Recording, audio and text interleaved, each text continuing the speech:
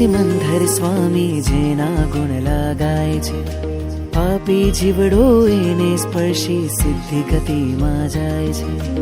મહાવિદેહ સિમંદર સ્વામી જેના ગુણ લગાય છે, પાપી જીવડો એને સ્પર્શી સિદ્ધિ ગતિમાં જાય છે. એવા સિદ્ધગીરીની ટોચે આદિશ્વર બિરાજે છે, જેનું વર્ણન કરતા કરતા દેવો પણ શરમાઈ છે.